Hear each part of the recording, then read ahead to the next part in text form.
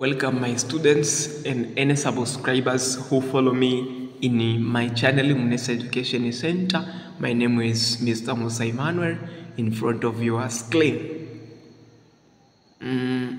For today we are going to proceed with the second subtopic of English, of grammar and vocabulary, the third topic. But before of all, let's give you some hints.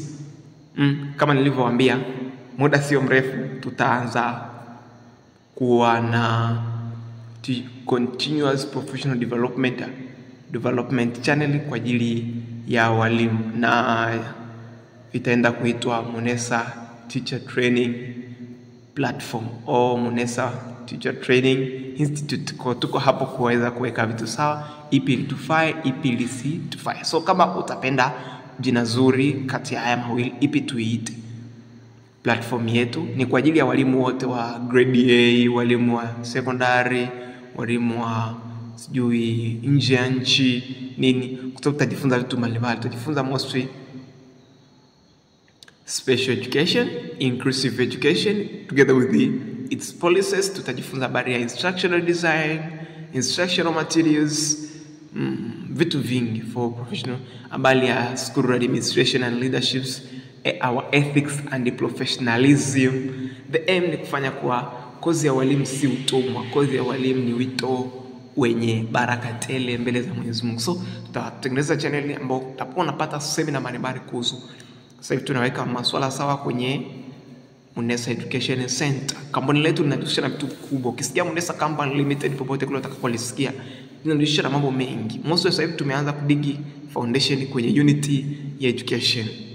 Kwa unity education tunaweka kwanza msisitizo kwenye Munesa Education Center. Baada ya hapo tutakuja kwa unity zingine ambazo zinaendelea. Tunaendesha channel zaidi ya 2, sio hii tu, kuna channel nyingine pia inaendeshwa kwa jina la Munesa na vitu vingi. So itakapokuja channel, ninawakaribisha walimu wote, waambie walimu wenzio tutaizindua kupitia Munesa Education Center. Izindua, na tukishaizindua itakuwa mwanga mpana kwa walimu wote ambao wanahitaji kufahamu walimu na kujifunza kuhusu walimu. Tutatangaza, kutakuwa kuna kozi mbalimbali zinaendeshwa. Tukitangaza kozi ya teaching aids, it means inachukua labda kipindi cha miezi 2 tunajifunza kuhusu teaching aids. Tukitangaza kipindi cha development of teaching materials, tutachukua muda. Development of teaching resources, tutachukua muda. Kwa hiyo itakuwa kama ni kozi zinaendeshwa online, na mtu atakayehitaji kujifunza sasa formally in deep, kwa sababu kwenye channel tutakuwa tunagusa tu vitu vichache, sio kwamba tutagusa vyote. Tukisema tutagusa vyote, hatakuwa na muda wa kujifunza vitu vingine. Kwa hiyo tutakupa hints na vitu vya msingi. Ukihitaji zaidi utapata pia ukihitaji ile wanasema individual assistance ya karibu, mentorship, kuna utaniona kwenye namba yangu ya WhatsApp. Lakini very soon tutafungua Munesa Publishing House kwa ajili ya vitabu. Kwa mwanao kama ana changamoto, anakosa vitabu, anapata nini, soon vitabu vitaingia. Tunatengeneza vitabu kwa ajili ya mtaala mpya na somo la Kiingereza na masomo mengine. Lakini pia kama kuna mwanao unaona yupo nyumbani amemaliza form 4 lakini mambo ni magumu, natoa pia ushauri kwenye eneo la elimu, kipi asome na kipi afanye. Nione, nitakusaidia. But WhatsApp, usinipigie simu, nitumie tu message, nitakujibu vizuri sana. Kwa pia kama anahitaji private candidate program tutampatia, lakini pia anahitaji special education support tutampatia, kwa sababu pia mimi ni mwalimu wa special education, ni mbobevu kwenye eneo hilo la elimu maalum, hasa learning disability. Hili ndio eneo langu. Kwa sije mtu wa visual impairment akaniuliza. Ukija wa visual impairment, nina wataalamu nyuma yangu, nitakupa connections nao, watamsaidia mtoto wako mwenye visual impairment apate msaada. Kama mtoto wako ni ana intellectual disability, ana autism, consultants ipo. Kwa usijali, nitumie message huko, nitakusaidia. Haya yalikuwa ni yangu jioni ya leo. Tuendelee na subject verb agreement. Subject verb agreement, we mean ensuring harmony between the subject and verb. adjectives. When we say harmony, it means the cool balance, proper connection, proper relationship between subject and verbs. Kiswahili mnaita upatanisho wa kisarufi. The following are the objectives we wish you to attain at the end of this lecture, at the end of this session. First of all, you will be able to define subject-verb agreement. So if you don't know to define subject-verb agreement, remain on this session so as to understand and be well to define on it. Also, to identify the correct verb forms, correct verb appearance in sentences. Also, apply rules of subject-verb agreement in writing and speech. Apply rules of subject-verb agreement in writing and speech. Zipo sheria, kwa utajifunza namna kuzitumia hizo sheria kwenye uandishi na mazungumzo. Let's start the meaning of subject-verb agreement. When you say subject-verb agreement, we mean it's the rule that the verb must agree in number and person with the subject. Kwa ni sheria kwamba kitenzi kinapaswa kukubaliana na mtenda katika namba na person. Tunajua kabisa tuna personal pronoun za aina mbili, subjective na objective. Hapa tutaenda kudili na subjective personal pronoun. Nitoe mkanganyiko. Subjective personal pronoun, it means zile zinazotokea upande wa subject, na objective personal pronouns zinatokea upande wa object. But our concern for today, it for those subjective pronouns that occur on the side of the subject. These are he, she, it, you, we, they. Here we shall not deal with it. We shall not deal with it, has, him. We shall not deal with them about them. We shall not deal with. We shall deal with the subjective personal pronoun. I, we, you, he, she, it, its, he, she, they. We shall go to deal with them. For those who don't understand what is subject we means the doer of an action. The doer of an action. The doer can be a person, can it be a noun, or can it be a pronoun? In a pronoun, we consider mostly subject. But for noun, we consider the specific name who is related with the sentence. And I have said subject is the main participant of the sentence, main concern of the sentence. Tunaposema subject ni mtenda au mhusika mkuu wa sentence, no subject in Kiswahili. Lakini verb ni the word that denote, or the word that show the what is done or what is going to be done by the subject. Na verb ziko za aina nyingi. Tuna linking, tuna helping, tuna main. Ulisoma huko hivyo, but nitakuja niandae session yake tu discuss more.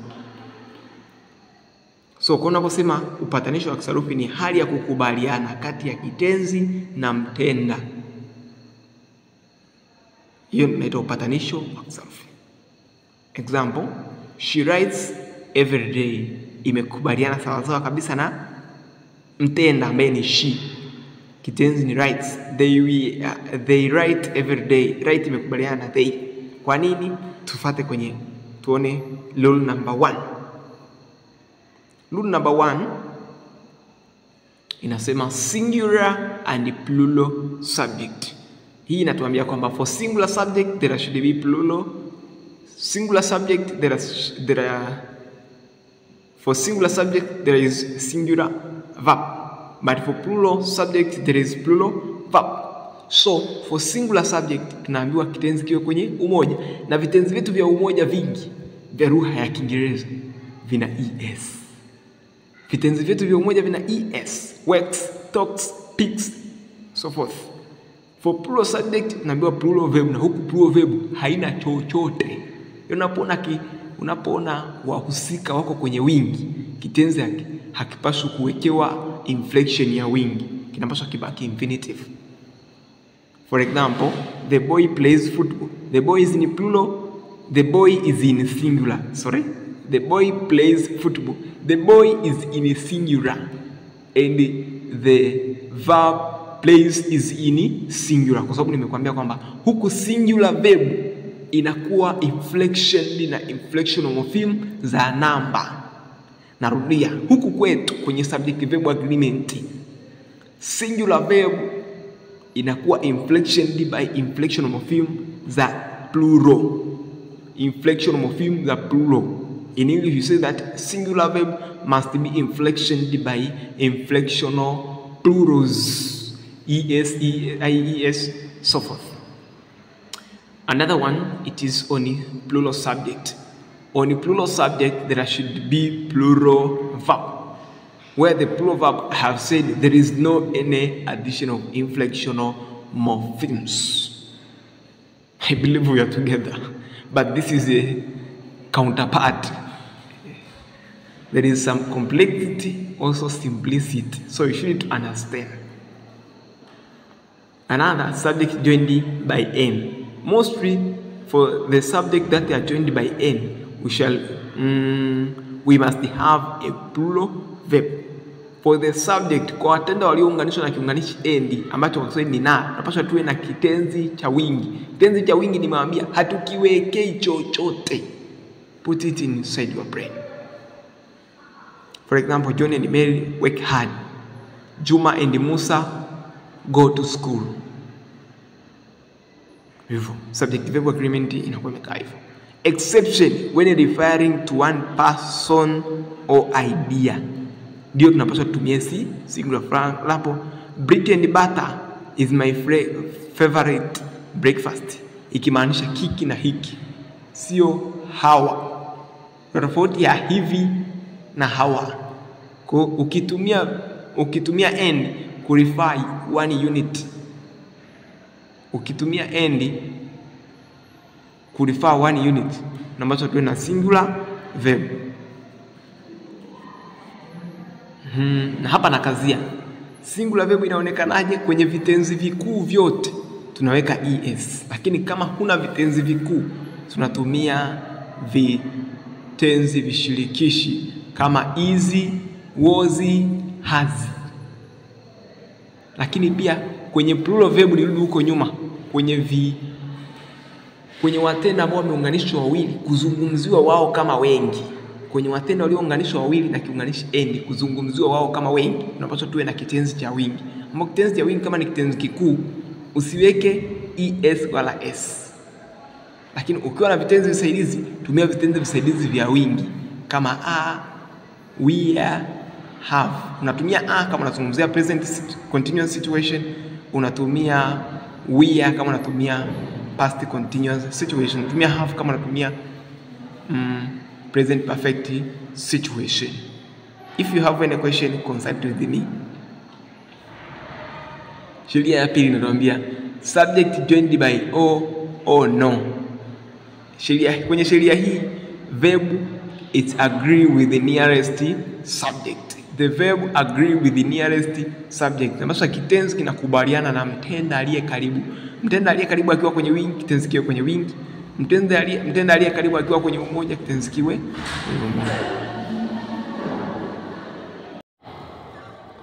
Rule number 5 or rule number 5 says that's how we can form subject verb agreement involving indefinite articles. Indefinite articles ni indefinite pronouns, not indefinite articles. I have mixing the dense.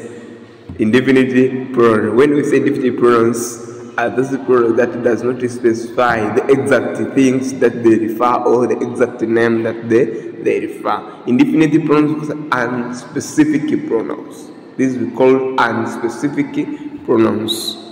For instance, somewhere, everyone, together, somewhere, everywhere, each other, not each other, everyone. Each other is a reciprocal pronoun.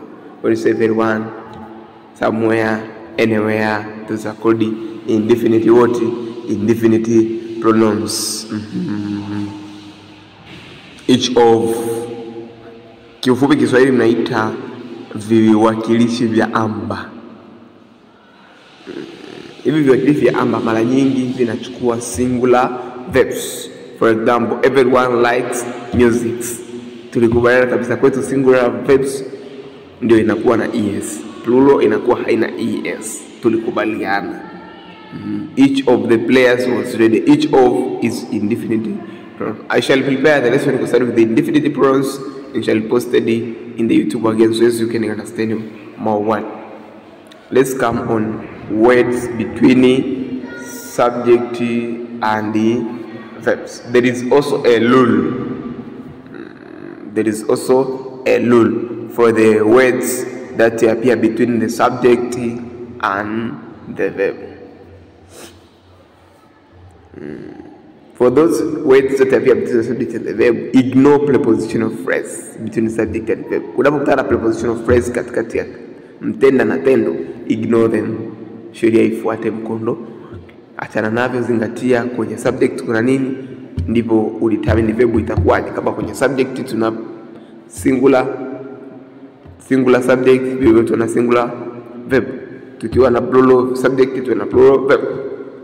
For example, the banquet of flowers smells lovely. We're of flowers. This is a prepositional phrase combining preposition of and noun flowers. We have ignored them and consider the word banquet, which is in a singular. Therefore, the verb should be also in singular form so that we have smellers. The box of toys is under the bed. Have you seen of toys? Have you seen under the? Those are prepositional phrases, but we have ignored them and considered the subject and the verb only. Plural form.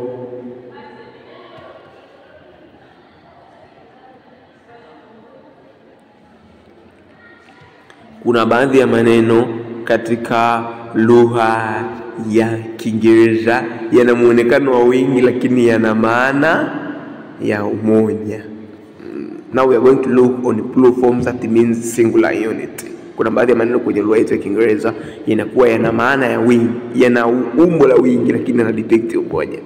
So therefore, those nouns should that look plural but singular verbs. Zinazoonekana kwenye wingi lakini unakuta zinachukua nini?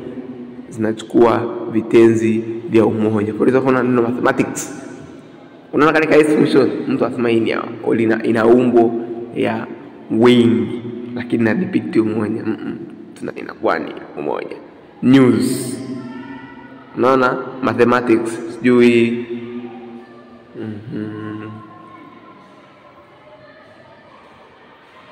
vitu kama hivyo.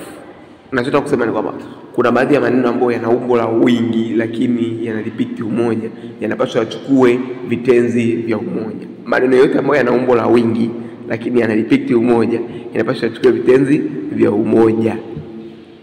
Na vitenzi vya umoja nimeshakusema. Tuna singular helping verb na plural helping verb, but kwa main verb ukitumia umoja lazima tuongeze s. Kwenye main verb tukitaka kudepict umoja kwenye main verb lazima tutumie s. Ila tunataka kudepict umoja kwa kutumia helping verb tunatumia vitu kama is, are, was.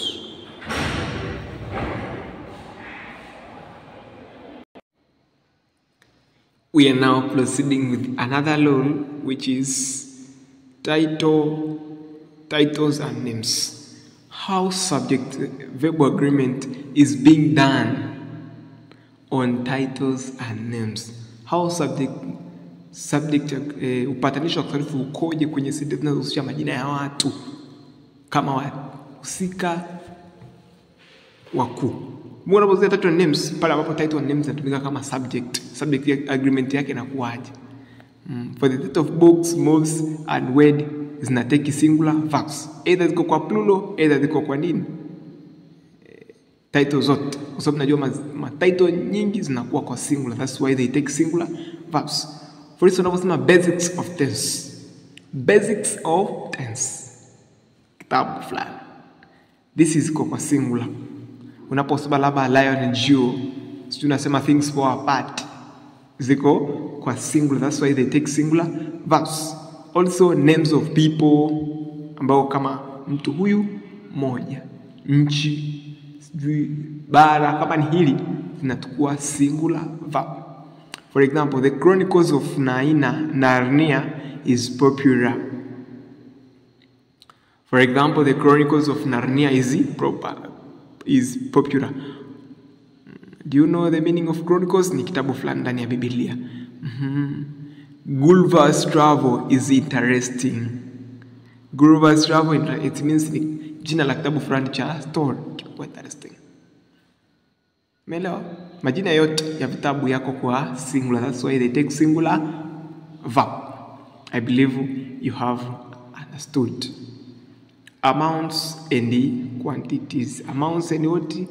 And the quantities. On amounts and the quantities, they take a singular verb if referring to one unit. They take a plural if referring to accountable items. Amounts and the quantities, kuna tuseme kuna nomino za vitu na viwango zinakuwa kwenye umoja kama zinarifaa one unit, na zikiwa kwenye umoja zinaporifaa one unit zinateki singular verb, na zikiwa kwenye plural if zinarifaa countable items kama more than one, tunazitem kwa plural verb. For example, 10 liters of milk is enough. 10 liters of milk. Umeelewa? 10 liters of milk. This is an countable one, and it refers to one unit, which is milk. That's why it has taken singular verb, which is. 10 liters of bottles. Have you seen the word bottles? It means more than one bottle, and it is countable. That's why it has taken a plural verb, which is a. Are we together? As I said previously, and I'm going to say, in English, plural verbs we have, only plural and singular verb, we have plurals of helping verb, have plurals of main verb. Plural of helping verbs ni kama we have a. Plurals of main verb hazichukui s wala es, lakini plurals singular verbs na zenye zipo za aina mbili. Kuna singular helping verb na singular main verb. Singular helping verb ni kama is, was na has, lakini singular main verb zinachukua s au es na ies. Narudia ili yasikuchanganye. Load number 10, utapokutana na vitu vya there is na these are.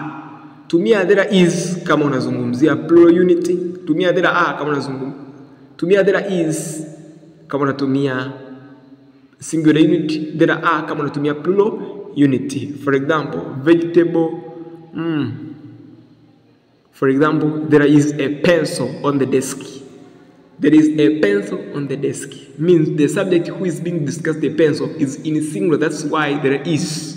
Also, there are pencils on the desk. It applies when the subject pencil change from singular to plural. Tunatumia there is kama mtenda anayehusika kwenye sentence ni yuko kwenye umoja. Tunatumia there are kama mtenda anayehusika kwenye sentence yuko kwenye wingi. Full stop. Common errors is a po ambazo you should to avoid as an English learner. Namshukuru Mungu nimemaliza hii video japo nilikuwa na changamoto nyingi sana. That's why utaona nimechange appearance from video 1 to video 2, video 3. Zimechange kwa sababu nilikuwa na changamoto nyingi sana, lakini namshukuru Mungu nimeweza kuikamilisha salama. Wanafunzi wangu, msichoke kunifuatilia. Mambo mazuri yanakuja. Nitafafanua vizuri indefinite pronouns muda si mrefu ili uweze kuconnect maarifa na mambo yaende. Unahitaji kujiunga na programs za private candidate, programs za English course, consult with me, tutakuhudumia vizuri. Usihangaike na vitusheni vya mtaani huko alafu upati vitu harisi. I have the calling kwenye ualimu na ninaweza kuhudumia vizuri kwenye taaluma hii ya ualimu. Usijali, popote ulipo huduma utaipata. Tuombeeni, maombi yenu ndiyo yatatuongoza na sisi, kwa sababu without prayers hatuwezi kwenda mbali. Maombi kwa Mwenyezi Mungu Subhanahu wa Ta'ala ni muhimu sana. Kwa hiyo Wakristo Waislamu, tunapokuwa kutana channel yetu, tuombe Mungu atutie nguvu, tusukume gurudumu hili. Vita ni vikali, lakini Mungu atatushindia. Welcome now on tenses in English. Tenses in English, or we can call English tenses, or we can call it basics of English tenses. That is kwa topic yetu ya grammar and vocabulary. Another subtopic which is very common and we have been guided by the Ministry of Education in Tanzania to start, it is tenses in English. You as a Form 5 student who taking HKL, HGL, welcome now to start tenses in English. But this subtopic is not only for A-level students. In any sphere of life that you have met with this subtopic, you are welcome. The content are open. The content are universal. We know English is a universal thing. That's why it is applicable anywhere in any nationality. Welcome and welcome. As I introduced the previous, my name is Mr. Musa. Instructional designer, also English language teacher. Is a second language and for professional purpose. You are welcome. Let's look. Before we are going on looking tense, I want to put something clear. This is an introduction base. After this introduction base, we shall dig down on each category of word of tense. So for this introduction video, we shall learn on the definition of or meaning of tense, classification, categories of tense, not classification. After categories, we shall dig down to see some small features on each type, so as to have a strong foundation. So when we shall start a journey of looking after each, you have something in the mind concerning with the tenses. Let's look. Tenses, we mean a form of a verb that show when an action happened, or will happen. A form of a verb that show when an action happened, or will happen. That is as I have written here. For example, I study English every day. So the present tense, this action happened at this moment. I studied English yesterday. This depicts that the situation of studying English happened the day before today. We have I will study English tomorrow. This depicts, or this explain that the situation will happen or is going to happen after today. Main types of tenses. We have three main types of tenses. We have a present one, past one, future one. When we say present, we mean action happening now, at this moment.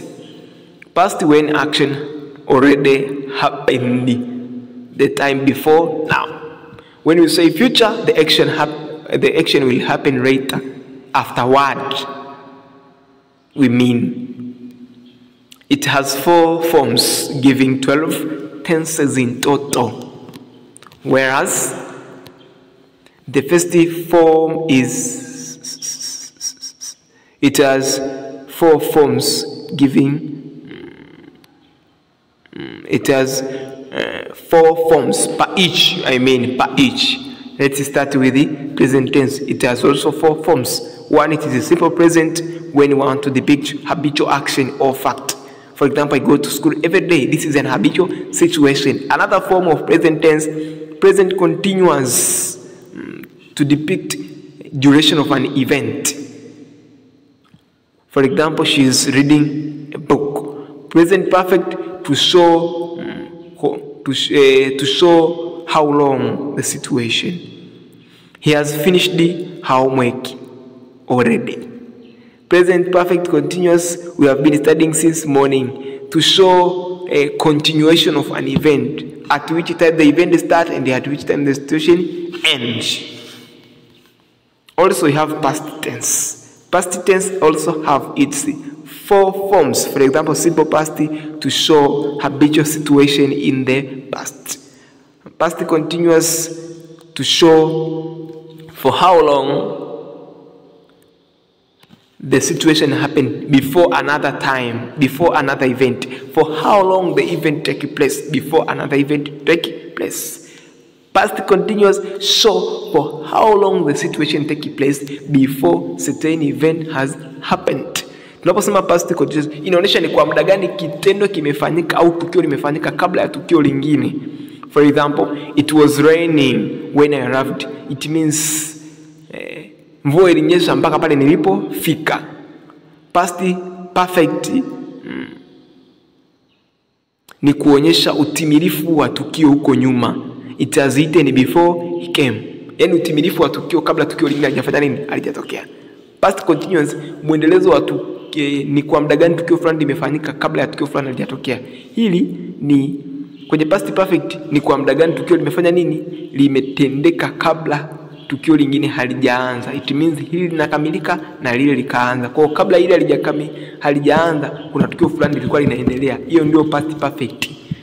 Kwamba I have been eating before he came. It means kabla sijaja kwa kuna tukio la kula. Ila sio nilikuja ndipo wakala au walikuwa wanakula mpaka nilipofika. Ila kwenye past continuous ndio walikuwa wanakula mpaka nilipofika. Ila kwenye past perfect ni kabla sijafika tayari walikuwa wameshakula. Ndio maana yake. Lakini unapokuja kwenye past perfect continuous it means lilitimilika alafu likaendelea. Yaani walipomaliza walikuwa wamemaliza kula lakini waliendelea mpaka nilipofika. She had been working for hours. Hii inaonyesha duration. Yaani kitendo kimechukua muda gani mpaka mimi kufika. Au kimechukua muda gani mpaka tukio lingine kutokea. Imechukua muda gani mpaka wasaa mwingine kufika. Future na yenyewe ina 4 forms. Tuna simple, future perfect na future perfect continuous. Simple ni kuonyesha normality ukawaida wa tukio huwa linatokea. Litatokea wakati hujaona tukio fulani mtu kwamba huwa linatokea baada ya leo, kwa baada ya kesho. If ni kama kawaida, I mean. When you say future continuous, hii ni type of tense ambayo inakuwa inazungumzia mipango kwamba we are going to be this, we are going to do this, we are going to kwa ni plan, talking about a plan. For example, should be cooking at, ni mpango, atakuwa anapika saa 1 usiku. For future perfect itaonyesha utimilifu wa tukio fulani wakati ujao, kwamba tukio hili litakamilika kesho, kuonesha ahadi ya kukamilika kwa tukio fulani, muda wa kukamilika kwa tukio fulani. They will have completed the project, kwamba kesho watakuwa wamemaliza miadi hiyo, kesho tutaonana. Future perfect continuous, we will have been studying for 3 hours. Kama vile future perfect ni kuonyesha duration of that event. Lakini pia kila tense inakuta ina indicator zake au keywords, lakini pia uses. Hapa tuna importance of learning tense ya general. Lakini pia nimezungumzia kwa kila kipengele, nitaposti muda si mrefu. Helps to express actions clearly. Tense kama grammatical structure. Unaposema time ni tofauti na tense. Kuna kitabu changu kitakuja very soon, kila siku nawaambia leo nimefika chapter kama ya 5. Kama si ya 5 taangalia kwa naandika kidogo. Kwa kitakuja kitaonyesha tofauti according to my research kwenye hivi vitu. Utakuja utaona tofauti. Na kitatoka most online kwanza, watu watakisoma kidogo, ila hadi copy mpaka mwaka kesho. Kwa maombi yenu ni muhimu sana. Importance of learning tense. Kwa nini tunajifunza tense? Ili tuweze kuwa na uelewa wa kuelezea matendo. Kitu kingine, communicate time. Tuwe na uwezo wa kuwasilisha muda. Improve writing and speaking accuracy. Inaongeza grammatical accuracy kwenye uandishi na uzungumzaji. Usahihi wa kisarufi. Kitu kingine, building strong grammar foundation. Inakujengea msingi mzuri wa sarufi. Usipojua tense hujajua sarufi bado. Usipojua tense sarufi itakuchenga. So tense is very important aspect. Helps to express actions, communicate time, improve writing and speaking accuracy, also build strong grammar foundation. So therefore, tense tells when an action happened as we have said previously. Also, you should to understand or to keep in your mind that there are 3 main tenses and 2 total forms, 12 total forms. So, for the correct tense, use clear, meaningful communication. Tense, it helps us to clear or to communicate effectively. Correct tense enables us to communicate effectively. When we say communicate effectively, it means our needs and desire are being understood by the receiver to whom we are talking to whom we are referring to. Hapo tunakuwa tumehitimisha. I shall get questions, discussions, so as to have a clear understanding. I wish you good time.